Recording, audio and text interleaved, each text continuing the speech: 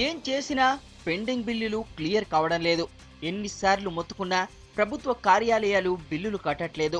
ఇక చేసేది లేక ఫైనల్ టిప్ తీసేసుకుంటున్నారు నల్గొండ జిల్లా విద్యుత్ శాఖ అధికారులు. కలెక్టర్ ఆఫీస్కి విద్యుత్ సరఫరా నిలిపివేసి తమ ఉద్దేశాన్ని స్పష్టం చేశారు. హెచ్టీ సర్వీస్ కనెక్షన్ల బకాయిలు 456 కోట్ల రూపాయలు, ఎల్ఎన్టీ కనెక్షన్ల పెండింగ్ బిల్లులు 212 కోట్లు, గృహ విద్యుత్ సర్వీసులవి 50 కోట్ల 19 లక్షలు, వాణిజ్య సర్వీసులవి 8 కోట్ల 21 లక్షలు, పరిశ్రమలకు సంబంధించినవి 4 కోట్ల 34 లక్షలు, పవర్లూమ్ విద్యుత్ సర్వీసుల నుంచి 21 లక్షల 22 వేలు, వ్యవసాయ విద్యుత్ సర్వీసుల బకాయిలు 54 కోట్ల 29 లక్షలు, వీధి దీపాలు మంచునీటి బోరుబావుల కనెక్షన్లవి మరో 94 కోట్ల రూపాయలు పెండింగ్ లో ఉండడంతో కఠిన చర్యలకు సిద్ధమయ్యారు విద్యుత్ శాఖ అధికారులు.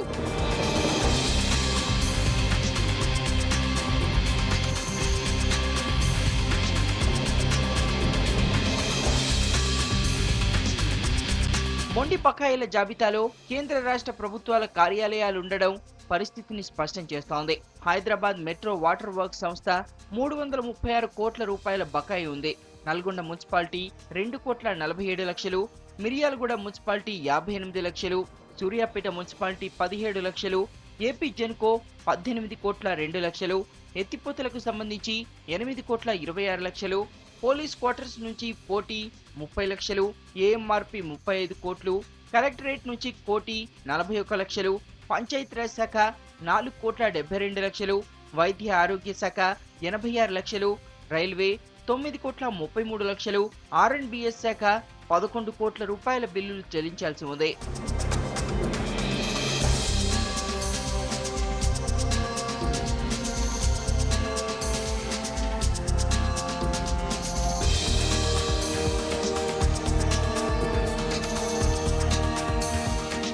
బకాయిలపై ఉన్నతాధికారి రిజ్వీ సీరియస్ గా ఉన్నారని తెలుస్తోంది. దీంతో లైన్మెన్ నుంచి డిఈ వరకు టార్గెట్లు ఇవ్వడమే కాదు, వాటిని రీచ్ అవ్వకుంటే సస్పెండ్ చేసే పరిస్థితులు ఉన్నట్టు సమాచారం.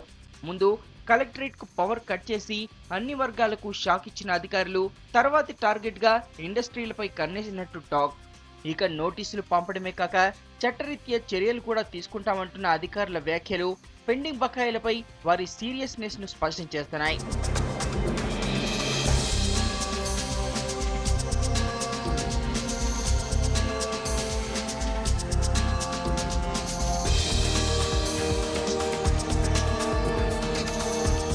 వరుసగా ఎన్నికలు జరగడంతో ఇన్నాళ్లు సైలెంట్ గా ఉన్న అధికారులు ఇక మొండి బకాయిలపై లేట్ చేయకూడదని డిసైడ్ అయినట్టు కనిపిస్తున్నారు. వారి ప్రయత్నం ఎంతవరకు సక్సెస్ అవుతుందో చూడాలి.